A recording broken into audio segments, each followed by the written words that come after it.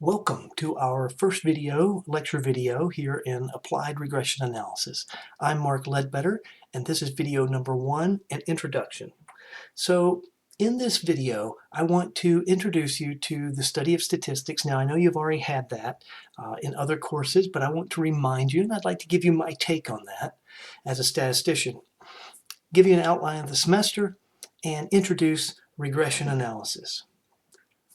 So the boring definition of statistics, which you'll find in the dictionary and many textbooks, talks about all the little pieces of statistics and really doesn't tell you anything except just being a dry, boring definition, in my opinion.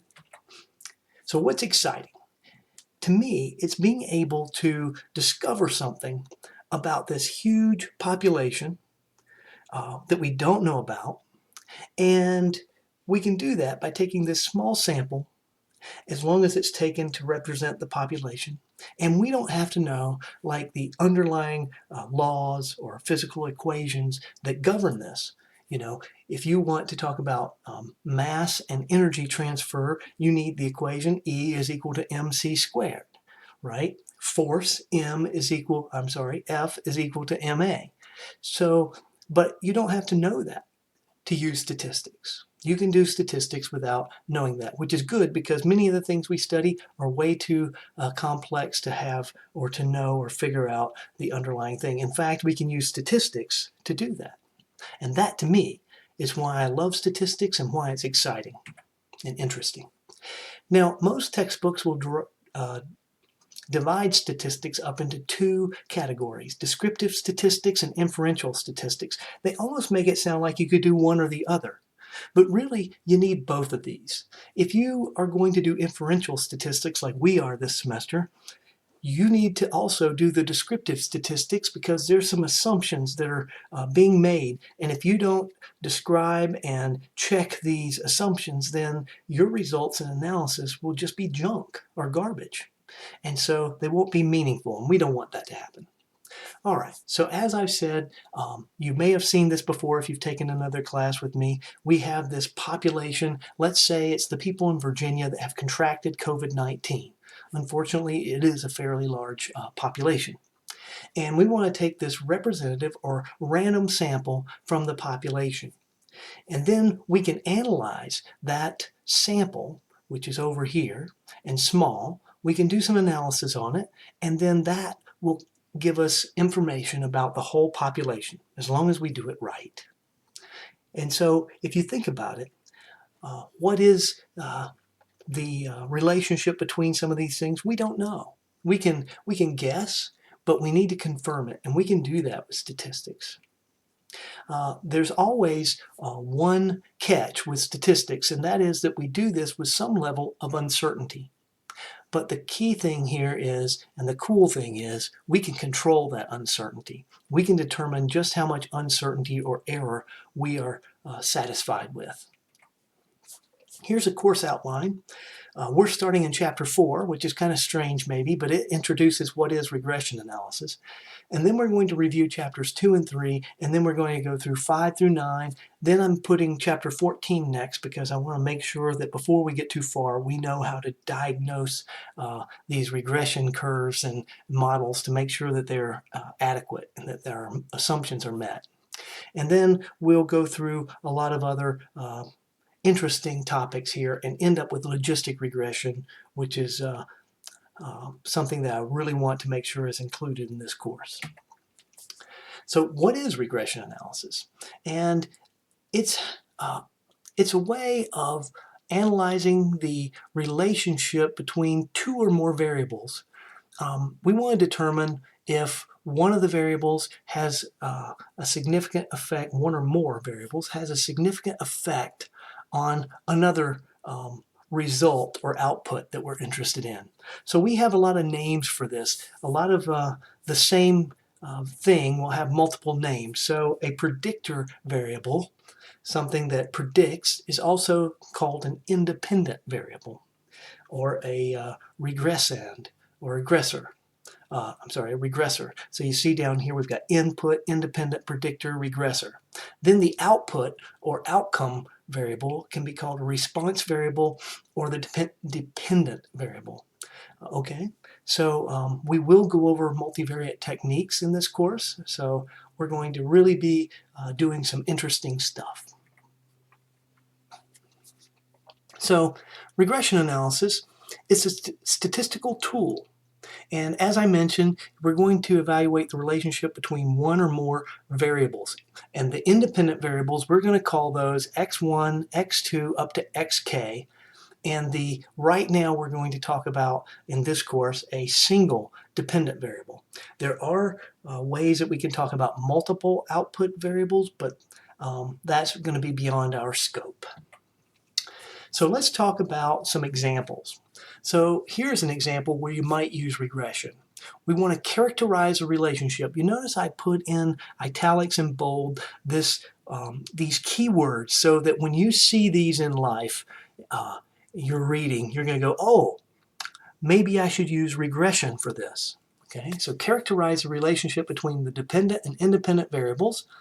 And here's some other things that may be asked of you: the extent, the direction, and the strength of the association. So we should be able to find those things out.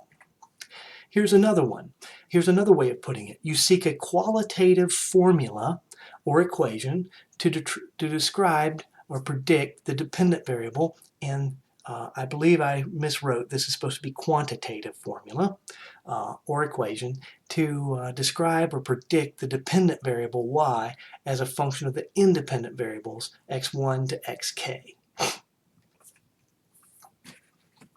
Application 3, another situation or way of asking the question.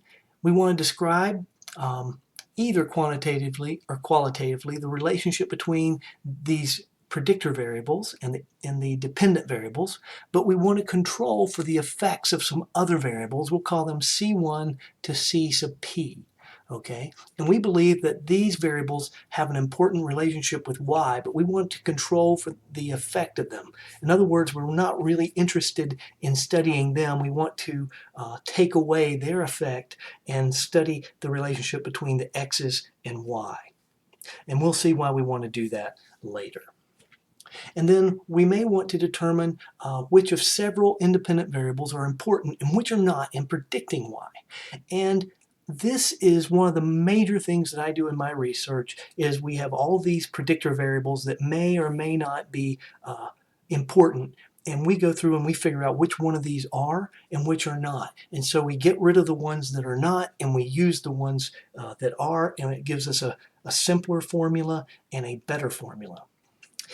Your reading assignment is to read examples 1.1, 1.2, and 1.3 in section 1.1 of the book. This is very important. I don't have time, nor would you want me to go over these examples, but I think they'd be very good for you. So please read them. You may have a homework that deals with them. All right, so let's talk about quickly association versus causality. Okay, so we have association, but that doesn't mean that we have cause and effect. So statistical computations can be used to produce an estimated measure of association, and these may be correct, but the estimate itself may be biased due to these things.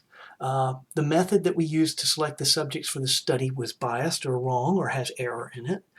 There's errors in the information used, and there's other variables. There could be other variables that account for the observation, but we didn't measure them or consider them appropriately in the analysis. They're called lurking variables. And so to find a statistically significant association, just because we find that doesn't mean that we have established a causal or cause and effect relationship. Okay? If we want to study the cause and effect relationship, the criteria that are external to we have to investigate criteria that are not included in any single study. So in other words, we can't just do it in one study. We need to have a set of studies that all agree, and then this will help us show cause and effect. There's another way to do it, and that's called a design of experiments, and that's a different course. Okay?